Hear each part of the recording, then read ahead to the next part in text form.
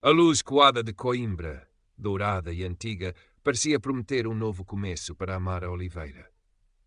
Enquanto atravessava a ponte de Santa Clara, com o Mondego a serpentear preguiçoso lá embaixo e a silhueta imponente da Universidade Velha a coroar a colina, sentiu um misto de excitação e daquela apreensão familiar que a acompanhava como uma sombra discreta.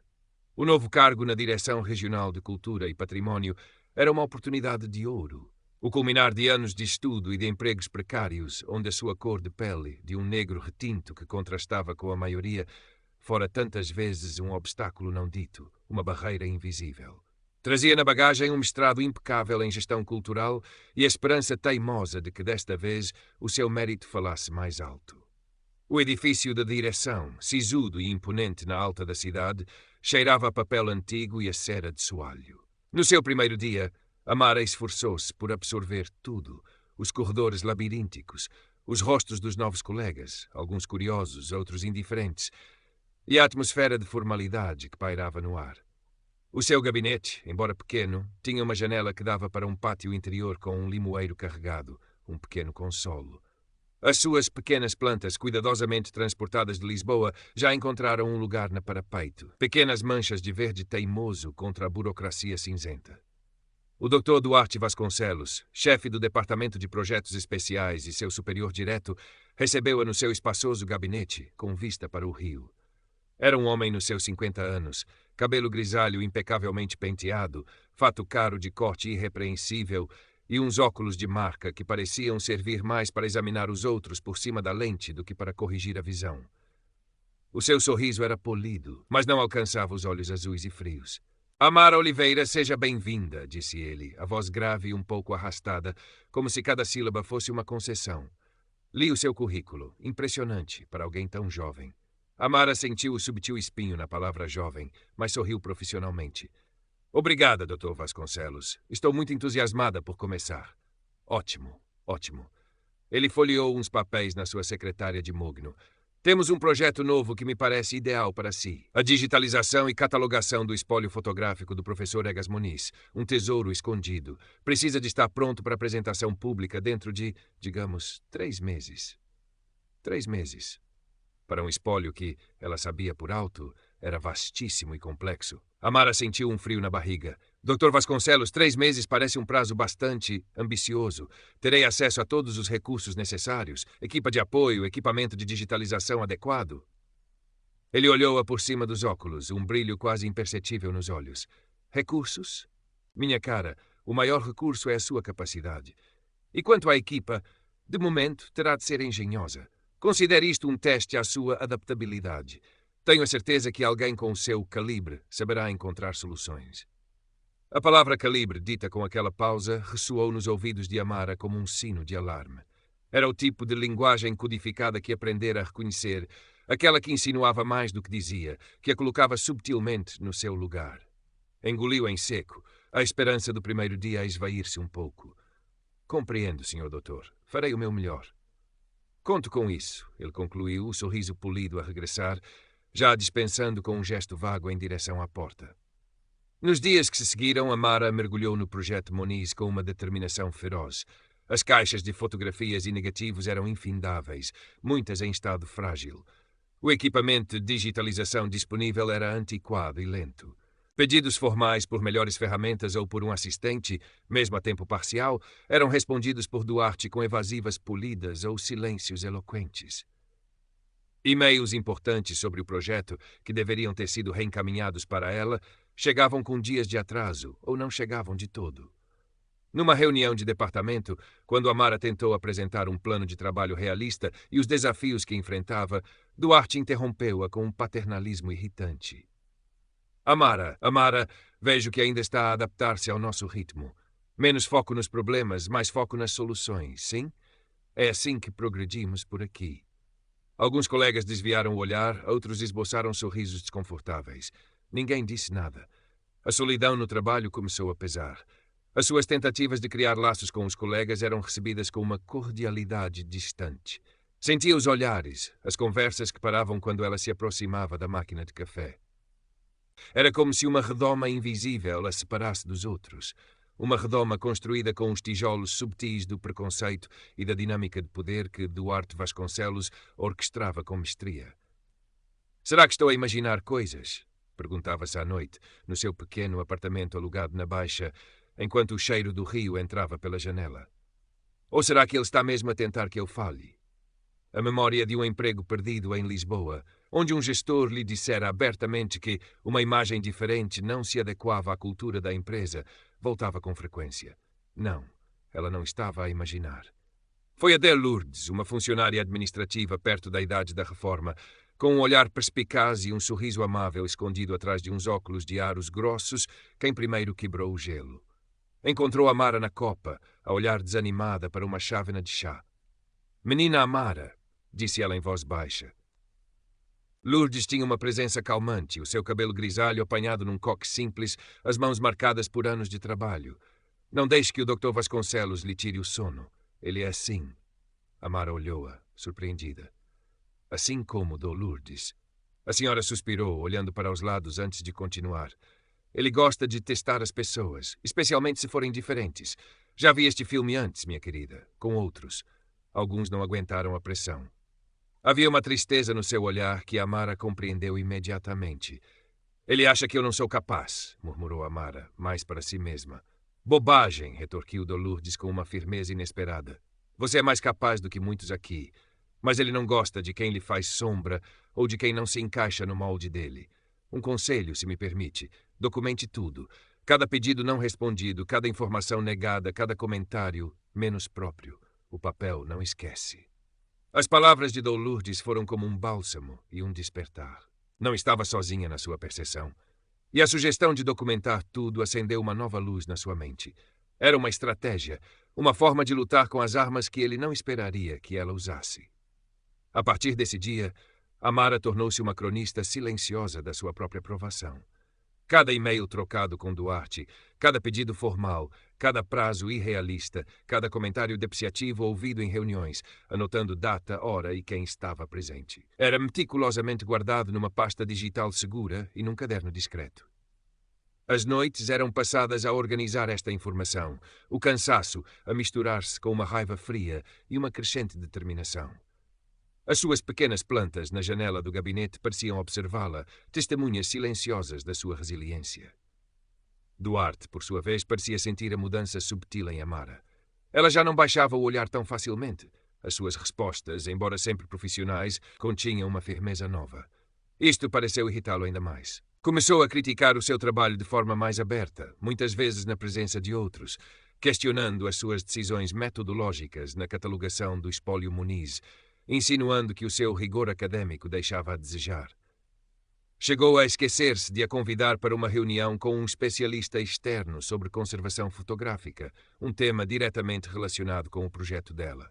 Amara só soube porque Lourdes, acidentalmente, lhe mencionou o assunto.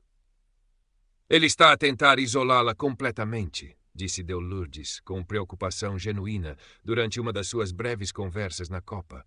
"Quer que você desista." "Não vou desistir", respondeu Amara, a voz mais firme do que se sentia por dentro. O medo ainda lá estava, um nó constante no estômago, mas agora era acompanhado por uma teimosia que a surpreendia. A imagem da sua avó, uma mulher forte que enfrentara inúmeras adversidades em Cabo Verde e depois em Portugal, surgia-lhe frequentemente na mente. A minha avó não criou uma covarde, pensava. A oportunidade, ou melhor, o erro de Duarte, surgiu de forma inesperada.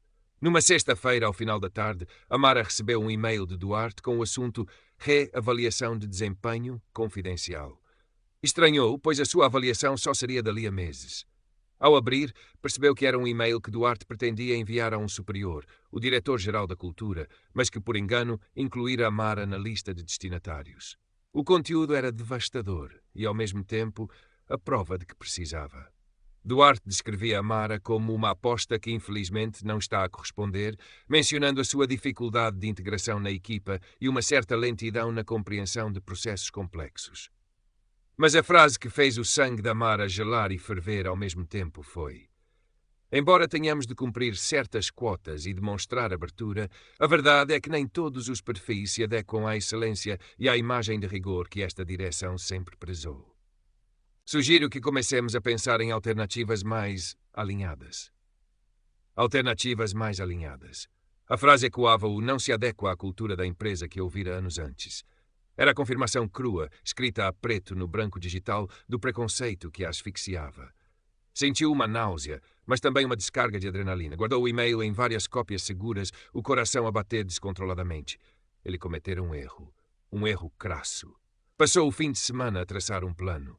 Aquele e-mail era a peça central, mas precisava de o contextualizar com o resto da sua documentação. Lembrou-se de um projeto anterior, mencionado de passagem por de Lourdes, onde um jovem arquiteto de ascendência asiática também tivera problemas com Duarte e acabara por se demitir. Com a ajuda discreta de Lourdes, que ainda mantinha contacto com alguns ex-colegas, Amara conseguiu o contacto desse arquiteto, Tiago Tanaka. A conversa telefónica com Tiago foi reveladora. As táticas de Duarte eram assustadoramente semelhantes. Prazos impossíveis, informação sonegada, críticas públicas, isolamento. Tiago, na altura mais novo e sem a resiliência que Amara estava a custo a construir, acabara por ceder. Mas guardara alguns e-mails, algumas memórias amargas que estava disposto a partilhar, se isso pudesse ajudar a evitar que outros passassem pelo mesmo. Amara sentiu uma onda de solidariedade. Não estava apenas a lutar por si. A apresentação pública do projeto do Espólio Muniz aproximava-se. Duarte parecia particularmente satisfeito, quase jovial, nas semanas que antecederam o evento. Amara trabalhara incansavelmente, muitas vezes até tarde, e contra todas as probabilidades conseguira um progresso notável na digitalização e catalogação. O espólio era de facto um tesouro, e ela sentia um orgulho genuíno no trabalho que estava a desenvolver, apesar de todas as sabotagens. A reunião final de preparação para o evento foi marcada por Duarte para uma segunda-feira de manhã, no seu gabinete.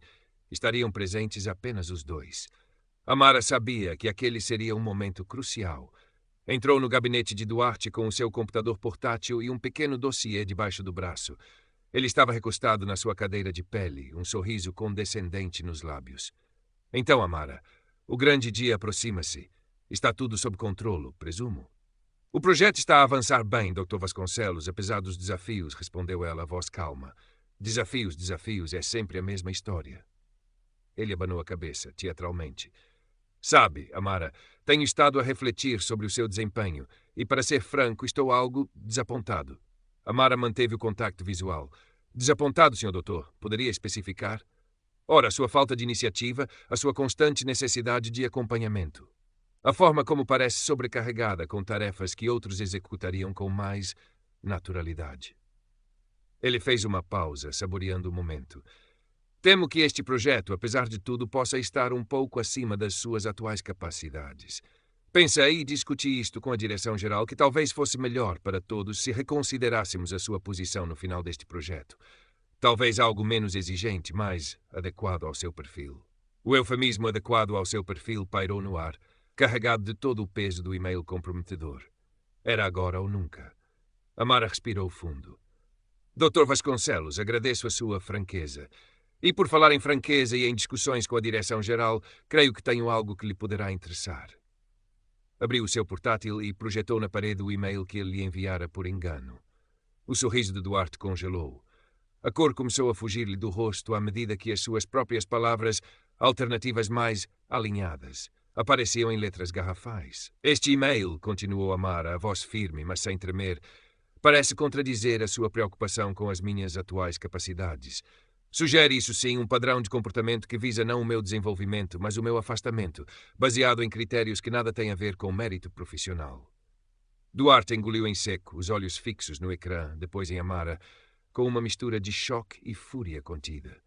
Isso é uma interpretação sua, tirado do contexto. Contexto. Amara abriu o seu dossiê. Então talvez estejamos a precisar de um pouco mais de contexto. Tenho aqui registros detalhados de todos os pedidos de recursos que fiz e que foram ignorados. Datas de e-mails importantes sobre o projeto que só me chegaram com dias de atraso ou que nunca chegaram.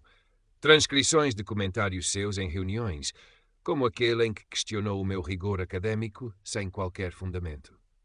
E também um testemunho muito interessante de um ex-colega, o arquiteto Tiago Tanaka, que descreve táticas curiosamente semelhantes às que experienciei.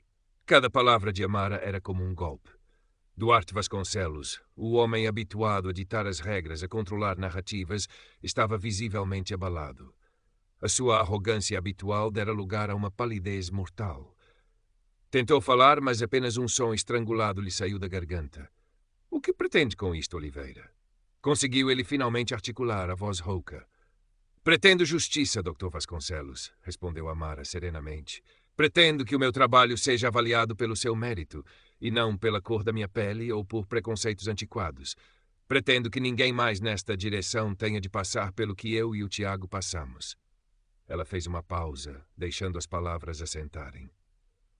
E pretendo apresentar este dossiê completo à direção-geral, juntamente com uma queixa formal por assédio moral e discriminação racial. O silêncio no gabinete era pesado, cortado apenas pela respiração sibilante de Duarte. Ele olhou para Amara, não já com condescendência, mas com um medo cru nos olhos. O caçador tornara-se a presa. A apresentação pública do espólio Moniz foi um sucesso. Amara, elegante e confiante, falou com paixão sobre o legado do fotógrafo e o minucioso trabalho de recuperação digital. Duarte Vasconcelos não esteve presente. Nos bastidores, a direção-geral, confrontada com o dossiê irrefutável de Amara e o testemunho corroborante de Tiago Tanaka, que aceitara formalizar a sua queixa, iniciara um inquérito interno. As semanas seguintes foram tensas. Amara continuou o seu trabalho com profissionalismo, mas sentia os olhares curiosos e os cochichos nos corredores. Lourdes era o seu apoio constante, um sorriso discreto, um aceno de cabeça encorajador. A notícia chegou numa manhã cinzenta de outono. O Dr. Duarte Vasconcelos fora suspenso de funções e, após a conclusão do inquérito, seria convidado a rescindir o seu contrato para evitar um processo disciplinar mais gravoso. A direção emitiu um comunicado interno reafirmando seu compromisso com a igualdade e o respeito no local de trabalho. No dia em que Duarte esvaziou seu gabinete, Amara passou por ele no corredor. Ele não a olhou, o rosto encovado, a arrogância desfeita. Não houve triunfo nos olhos de Amara, apenas uma exaustão tranquila e a sensação de um peso imenso que lhe saíra dos ombros. Naquela noite, ao sair do edifício, a luz de Coimbra parecia diferente, mais suave, menos opressora. No seu pequeno gabinete, as suas plantas pareciam mais verdes, mais vibrantes. O caminho fora árduo, solitário por vezes, mas ela não se deixara vergar. Olhou para a universidade ao longe, um símbolo de conhecimento, e ela esperava de uma justiça que, embora tardia, podia florescer mesmo nos solos mais áridos. Sentou-se à sua secretária, não mais um campo de batalha, mas um lugar onde o seu trabalho, a sua paixão, poderiam finalmente respirar. Abriu o computador e, pela primeira vez em muitos meses, sentiu-se verdadeiramente em casa.